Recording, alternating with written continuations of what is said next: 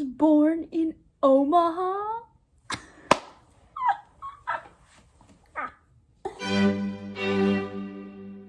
So, funny story. I may have sort of started a third book. Honestly though, I'm sort of always reading like at least 8 books all at the same time. So is this new for me? No, not really. It's already noon and I haven't given any updates yet. I don't know why. I really hope that I'm not losing steam with these vlogs. It just occurred to me. I'm on day 3. I'm 3 books in and I have a feeling I'm going to finish the last 4 very quickly because I'm almost done with Upright Women Wanted. Even though I wasn't planning on reading it until the end. So first, let's chat about The Last Time I Lied by Riley Sager. I finished it last night and I was just completely blown away. I read the entire book in one day. I started it in the morning when I woke up and I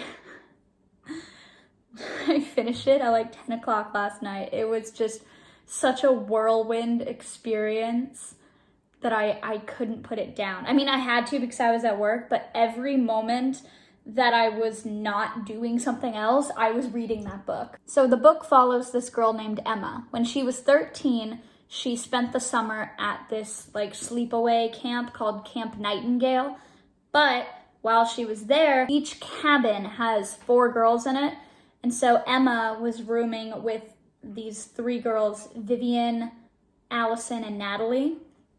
And then one night, all 3 of those girls go missing and they never return. Like they wander off in the middle of the night. She saw them leave the cabin and then they never showed up. Like morning came, they weren't there, never saw them again. Fast forward, was it 15 years. So now she's like 28. And the owner of the camp contacts her and says, hey, we're reopening the camp because obviously after that it shut down. I mean, like 3 girls go missing. You're not going to be able to keep that open. So she says, hey, Emma, we are reopening the camp this summer and we would like you to come back and be an art instructor for the students because now Emma's like a famous artist or whatever. So she accepts for some stupidly unfathomable reason. I don't know why. I certainly wouldn't want to go back there if that happened to me. She goes back and she is determined to find out the truth. She wants to know what really happened to these girls. And honestly, I did too. Like, I needed to know what happened. I was so caught up in this story. I was just begging for answers. And Riley Sager is so talented. The way that she just like ekes out these little teasers of information to keep you guessing, to keep you wanting more. It's like you think you understand what's going on and then she throws you a curveball and you're like, oh my God, what if it's that person? Or oh my God, what if this happened? And then each time it turns out like nothing really comes of it. And you're like, it was just a wild goose chase. Dang it. But then at the end, literally everything comes together and it just makes so much sense. And you're like, wow, why didn't I see that before? This part is a spoiler, but if you've read the book, you'll know what I'm talking about when I say, if you actually go onto my Goodreads page, it's kind of funny because I have 3 updates all in a row. I forget what the first one was, but it's at 68%, 69%, and 70%. I don't remember what I said at 68. I think I said like, I don't even know. I said something. I was like, you dumb idiot. Why did you go back? Or something like that. And then at 79%, I said this literally like a minute apart. Like I was listening to the audiobook and within the span of 5 minutes, I posted like 3 updates. I basically said something criticizing the character. And then I said, I don't understand how there are still 4 hours left in this audiobook, because to me it felt like everything was kind of wrapping up. And then the next update that I have on Goodreads, literally like a minute later, is just like the word like all caps, because I was screaming. I gasped so hard because it's the part when she's Emma has just run out into the lake and she's standing there screaming, and then everyone like rushes out and they're like, oh my god, what's wrong? Why are you screaming? And she says, they're gone. The girls are gone. When I tell you I gasped. Like I inhaled so much air. I stopped breathing for a minute. And then the very end, when, oh my god, when Vivian shows up at her art installation, I could not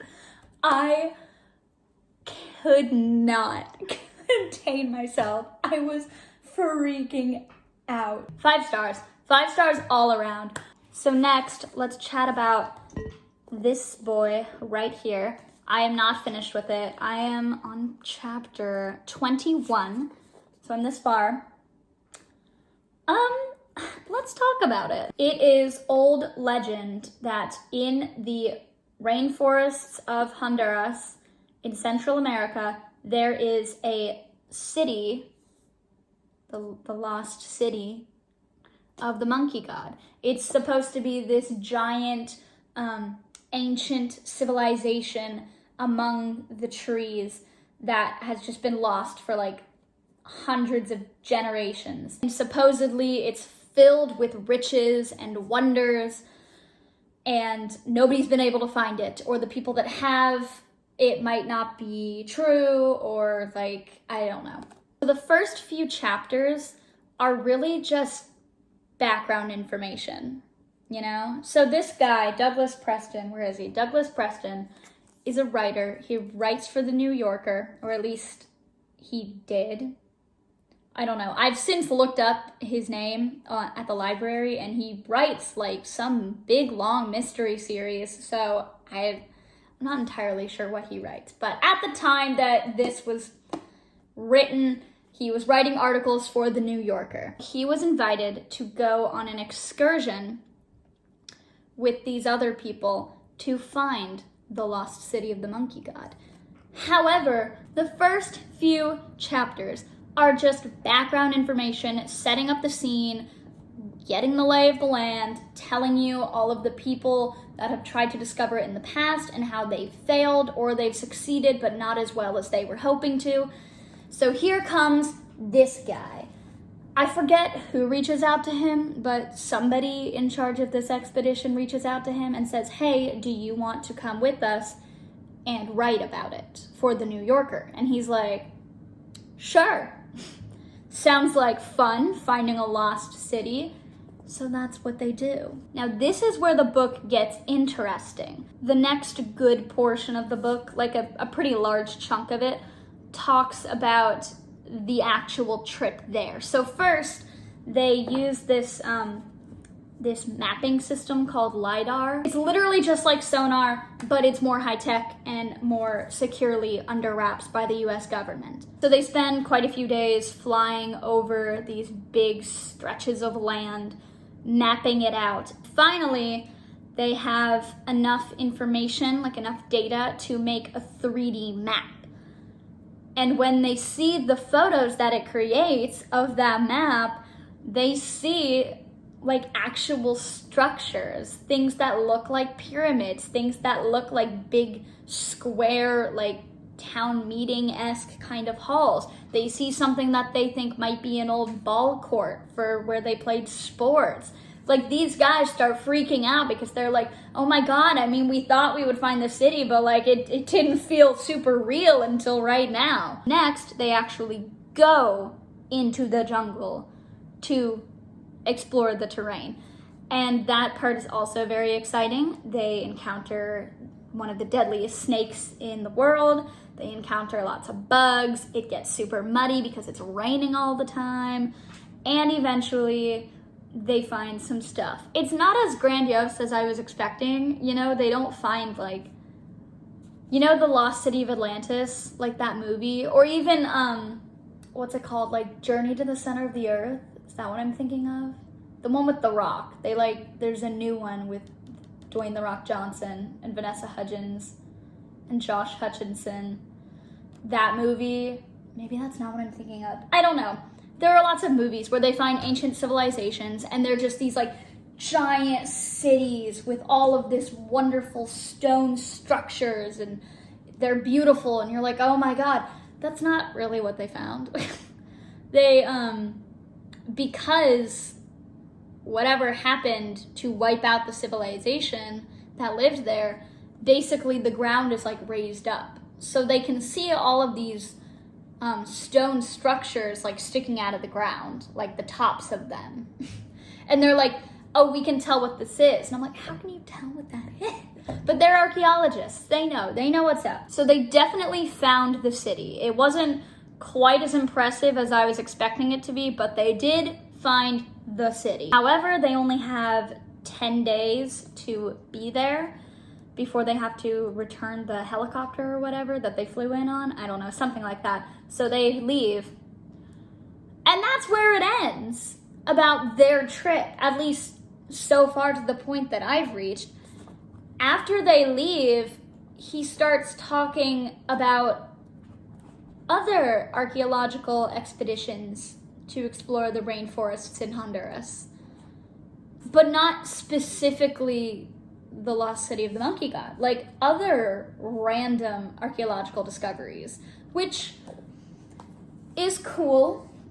It's interesting. I would love to read all about it, but I would rather read about each individual discovery like separately, maybe like one a month or something. You know, I don't need to know about all of the recent history of Honduras's local archaeology finds in a row, back to back, all right now in one day. Like, I didn't know this would be like a history lesson. I don't know. I'm hoping that it gets better and that it gets more exciting. But you know me, I'm constantly reading multiple books at the same time.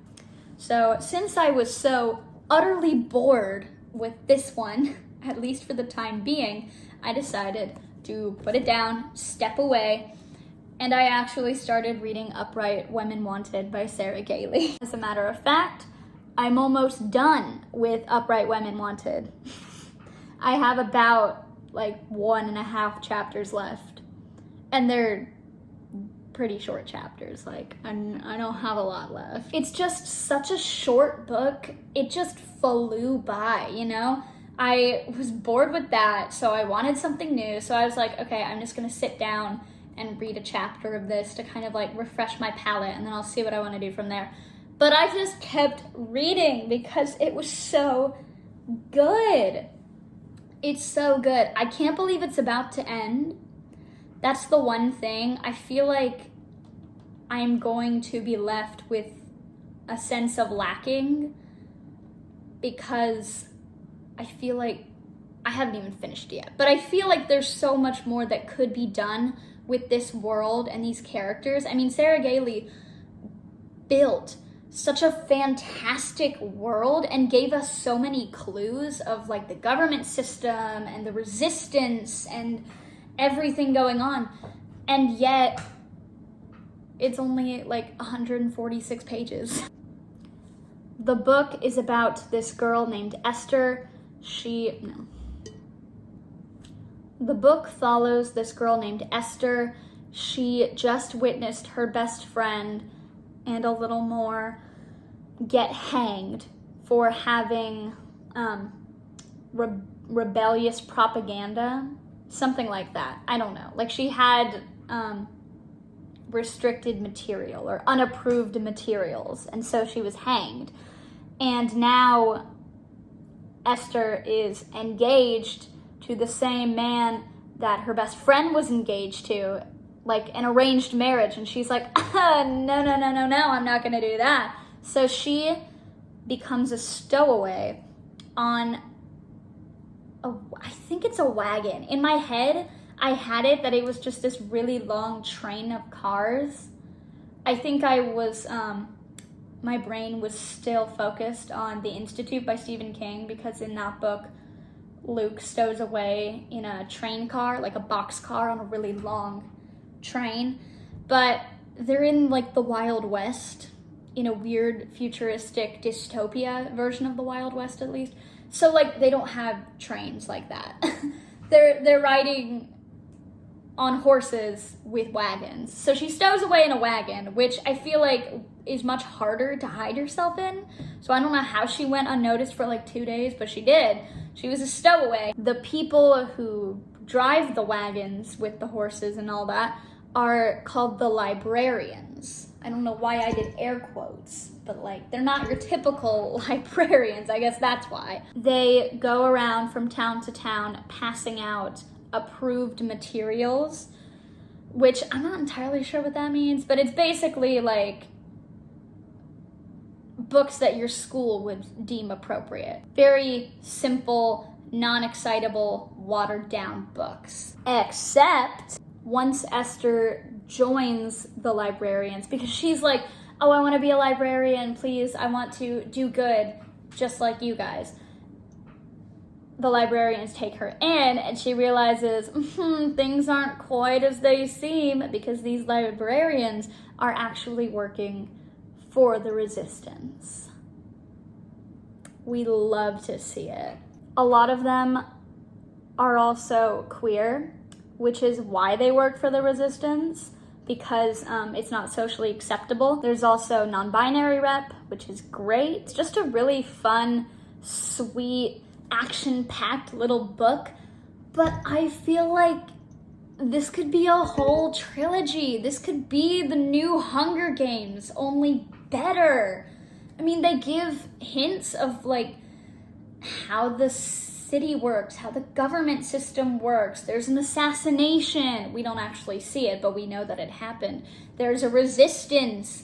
There are crime syndicates in different parts of the country, because the country is divided into quadrants, just like how Panem has districts. I'm just saying, it's really good, but I feel like 146 pages is not enough to fully flesh out the story that this world and these characters demand. So that's sort of my update for right now. I am literally going to stop recording and finish Upright Women Wanted.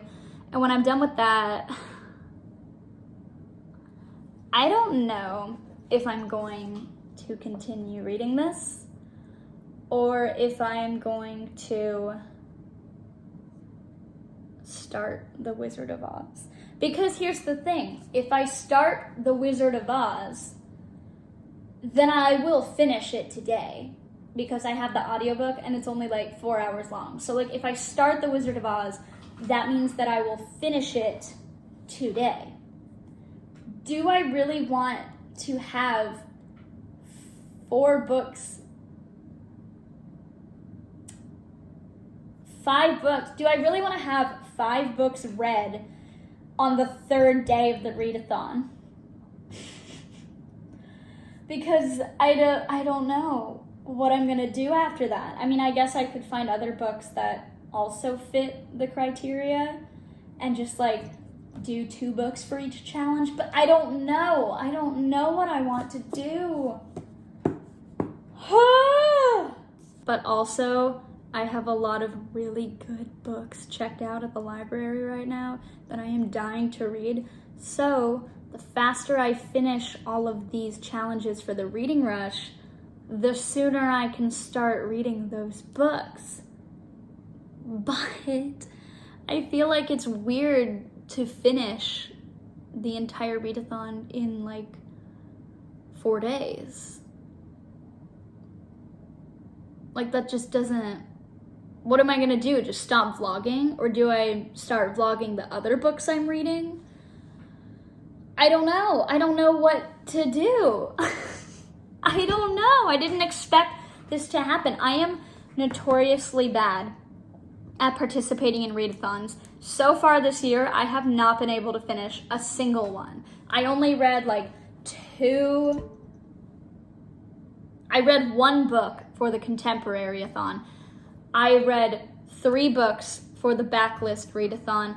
I read no books for the romance readathon, and I read no books for the stay-at-home reading rush. Those were all readathons that I intended to participate in and then fell short or just like didn't even end up doing. So I didn't expect to finish the books this quickly. I really wasn't counting on this happening. So I'm a little shocked and I'm a little unsure of how to move forward from here. What do you guys think I should do? Tell me below in the comments. It's such a rainy day outside. It's pretty nasty. I'm about to drive to Kroger's to get some groceries.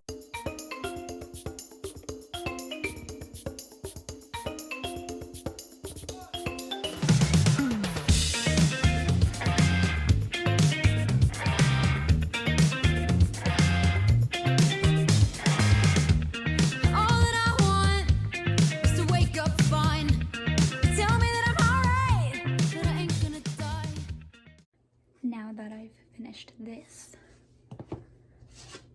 I'm going to start this. Lion tries to eat the dog. This little girl goes, bonk! Don't you dare bite my dog, you...